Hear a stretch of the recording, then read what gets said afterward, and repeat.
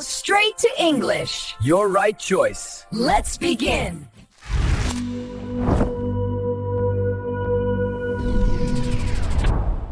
Welcome to Straight to English channel. Whoa, okay, I feel like I need special white gloves just to hold this thing. Please be careful with it. I mean, feel the paper. It's so thick, it feels like it could stop a small bullet or something. Huh. It's beautiful and it's formal and honestly, it's a little terrifying. You do seem to be having a rather dramatic reaction. What is this high society document that's causing so much anxiety? It's a wedding invitation from Alice's cousin. And it's not just an invite, it feels like a secret test, a quiz written in, calligraphy. It's got all these hidden rules about what to wear, what to buy, who you can bring. I feel so overwhelmed by it all. Yes, the modern wedding invitation. It's become quite a complex social contract, hasn't it? The initial excitement is almost immediately followed by a wave of etiquette dilemmas. Exactly. If you get one little thing wrong, you feel like you've ruined everything. You risk a major social faux pas, which is precisely the feeling we want to help you conquer today. So we're going to decode this thing, be the perfect wedding guest. We are. We'll explore this social minefield, using Alice's experience as our guide. Our goal is to help you master 3 critical areas: the very strict rules of dress codes, the tricky world of gifting vocabulary, and the absolute law of the +1 rule. Let's do it. So first things first, Alice opens the envelope. She sees the beautiful venue, and then bam, one little phrase sends her into a complete panic. And that phrase was? Dress code, black tie optional. A masterpiece of passive-aggressive social engineering. What does that even mean? My brain just hears black tie, and I immediately picture renting a super expensive tuxedo.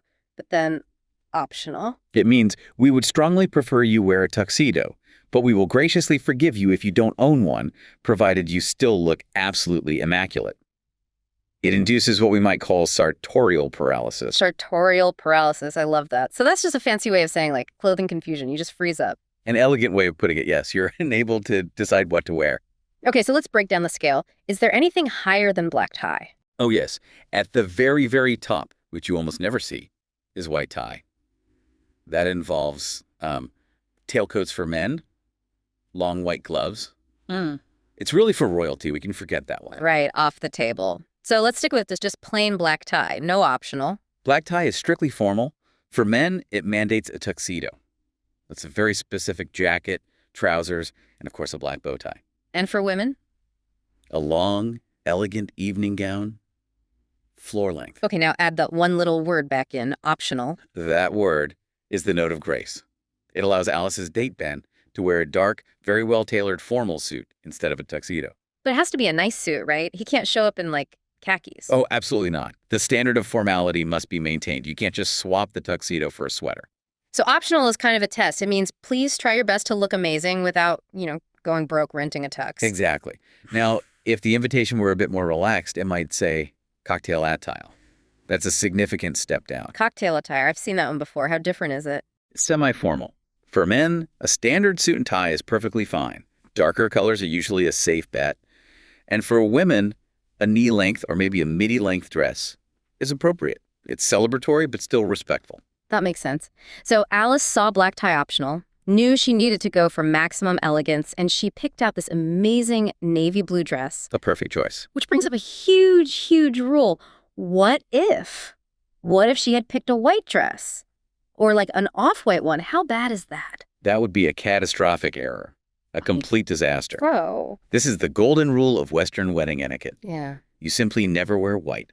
Not cream, not ivory, not anything that could possibly be mistaken for the bride's color. Even if the bride isn't wearing pure white. Some brides wear it like blush or other colors now. It doesn't matter. The rule isn't just about the color itself. It's about signaling respect. Wearing white is perceived as trying to steal attention from the bride. So you look like you're trying to compete with her. Precisely. It implies either total ignorance or worse, a deliberate attempt to overshadow the couple on their day. Alice's navy blue was safe, elegant, and completely respectful. Okay, so clothes crisis averted. She looks amazing. Now she gets to the really awkward part of the invitation, the money part. Ah, yes. The link to the dreaded registry. Right. So for anyone who hasn't seen this before, what exactly is a registry? In simple terms, it's a convenience tool. It's a pre-selected list of gifts, usually household items, that the couple actually wants or needs. And it's set up at a big store like Amazon or Target or something. Correct. The idea is to prevent the couple from receiving, as you said earlier, 5 toasters. Guests buy something from the list, and it's marked as purchased. No duplicates. It's a great idea in theory, but Alice hits this classic problem. She clicks the link, and all the, affordable things are gone. The kitchen towels, the cheap wine glasses, they're all taken. And she's left staring at. A $500 blender. A $500 blender. I mean, that puts a lot of pressure on a guest. It does, and it creates a lot of unnecessary anxiety. But the first thing you need to know is that the couple does not expect you to buy those expensive leftovers. Oh, thank goodness. That's a huge relief. So what's the move? What do you do when the registry is wiped out? You pivot to cash. Giving cash is not only acceptable, it's often the preferred gift at modern weddings. Really? I always feel like it's a little lazy. That's a common feeling. But this is where we need to introduce a really crucial unwritten rule. A key phrase, really. Covering your plate. Covering your plate? That sounds so transactional, like I'm paying for my dinner. Because, in a way, you are. Weddings are incredibly expensive, especially the cost per person for food and drinks. The idea is that your cash gift should, at a minimum, aim to reimburse the couple for what they spent to host you. So if they paid, say, $150 for my meal and drinks, then a gift of $150 is considered appropriate. It's a practical way of showing support. For a close cousin like Alice, somewhere between $100 and $150 is a very standard and generous amount. And I guess that's more useful than a blender they might not even have room for yet. Precisely. Many couples are saving for a house or paying off loans. Cash is flexible. And you present it elegantly, inside a thoughtful card. The gesture is personal, even if the gift itself is practical. Okay, that makes me feel way better about giving cash. So, money sorted, Alice is ready to go. But who is she bringing? The mystery of the +1. Alice's invitation was quite clear, wasn't it? It said, Alice plus guest. Right, plus guest. That's the magic phrase. It is. It's a green light. It means the couple has budgeted and planned for you to bring a companion, a partner, a date, whoever. But this rule is like absolute, isn't it? If the invitation had just said Alice Smith, she couldn't bring Ben, even if they've been dating for years. You absolutely could not. This is a rule you cannot bend. Each guest costs the couple a significant amount of money. So showing up with a surprise person is... Yeah, they're one of the most egregious offenses in wedding etiquette. It causes chaos for seating charts, for catering. It's incredibly rude. Wow. Okay, so if it's just your name, you go solo. No exceptions. No exceptions. Got it. Well, Alice avoided that. She knows Ben is her approved +1. And he's got his dark suit ready, which works for black tie optional, but she did joke that since he wouldn't rent a tuxedo, he could just be her driver. A charming little joke, as long as he understands the gravity of the suit choice. So really quick, let's just clarify the 2 parts of the day itself. There's a serious part and then the party part. Indeed. First, you have the ceremony. This is the formal moment. Yeah. The vows, the rings, the I do's, the legal and emotional commitment. And after that, you have the reception. Which is the party. Yeah. The dinner, the dancing, the cake. It's the celebration with the newlyweds. Newlyweds. That's the couple who just got married, right? Correct. A term they'll hold, culturally speaking, for about the first year of their marriage. Man, this is a lot of high-level stuff, from sartorial paralysis to covering your plate. I mean, if understanding these, unwritten rules and the English for them is important to you, then you could certainly be with us for every discussion. We specialize in unpacking the unspoken codes of the world. Yeah. So make sure you subscribe to the Straight to English channel right now. You don't want to miss these crucial lessons. Indeed. Okay, let's wrap this up with some practical phrases. What can you say on the day to sound like the perfect polite guest? Well, you can always say something like, congratulations to the newlyweds. That's essential. Or, we're so looking forward to the reception. And if you're giving cash, you don't have to be weird about it. You can just say, we have a card for you. Right Perfectly polite. We brought a small gift for you both. Works for anything. The key is to acknowledge their special day warmly. It all comes down to showing respect for the couple, for all the effort and money they put in, which it brings me back to that gift thing.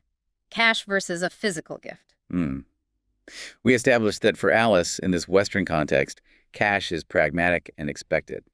But this is where it gets truly fascinating from a cultural perspective. Yeah, so think about this for a minute. Do you personally prefer giving a real object they can unwrap, like that blender, or do you prefer giving cash? because in many, many cultures, that expectation is completely inverted. Giving cash can be seen as, well, as impersonal, almost lazy. No way. So in some places, a physical gift is better. Mandatory. A gift that symbolizes prosperity, like something made of gold or a significant household item. The emotional value of the thought behind the gift far outweighs the practical value of cash. So all this etiquette stuff is really like a local language you have to learn. The no white rule, the tuxedo, the cash. It all depends on where you are and who the couple is. That is the crucial point to reflect on. You must adapt. What works for Alice might not work somewhere else. But Alice handled her situation perfectly. She got the elegant dark dress. She brought the right amount of cash to cover her plate. And she confirmed Ben was her one, official +1. An absolute success. So, you, our listener, are now ready. No more wedding panic. Just remember the big things. Dress well in dark, elegant colors. Follow the golden rule. No white, ever. And make sure your gift shows respect by honoring that unwritten rule of covering your plate. We have so many more of these complex cultural codes to decipher. Yes, so don't let this be the end of it. Make sure you subscribe to the Straight to English channel right now so you do not miss the next session of Essential Learning. Now go out there and conquer the wedding circuit. Thanks for watching. Don't forget to subscribe.